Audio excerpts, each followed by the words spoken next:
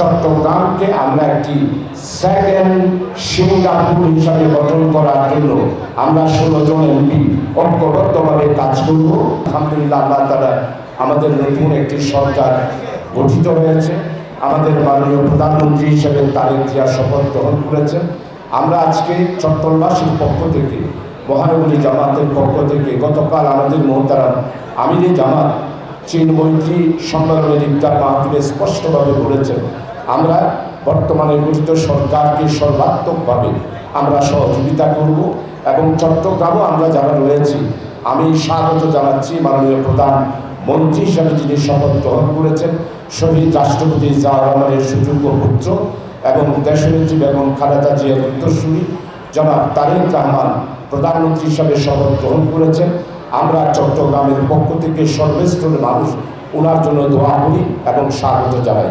চলুন আগামী দিনে আমাদের এই চট্টগ্রামকে সাজানোর জন্য আমরা 16 জন জাতীয় সংসদ সদস্য ঐক্যবদ্ধভাবে, এখানে যারা মন্ত্রী হয়েছেন তাদেরকেও আমরা স্বাগত জানাই, ঐক্যবদ্ধভাবে আমরা চট্টগ্রামকে সাজাই। আমি চট্টগ্রামের এই নির্বাচনের সময় জনগণের কাছে একটি ওয়াদা দিয়েছি, যদি নির্বাচিত হই, যেহেতু সম্মানিত আবু সুফিয়ান ভাই আছেন, ওনার সেই আন্দোলন সংগ্রাম লড়াই জীবনের শুরু থেকে এই পর্যন্ত আল্লাহ তাআলা ওনাকেও মাননীয় জাতীয় সংসদ হিসাবে নির্বাচিত করেছে। আমি ওয়াদা করেছি যে চট্টগ্রামের ছেলে হিসাবে বাংলাদেশে আগামী দিনে চট্টগ্রামকে আমরা একটি সেকেন্ড সিঙ্গাপুর হিসাবে গঠন করার জন্য আমরা 16 জন এমপি ঐক্যবদ্ধভাবে কাজ করব। আমরা ইনশাআল্লাহ জামাতের পক্ষ থেকে সর্বাত্মকভাবে সহযোগিতা করব।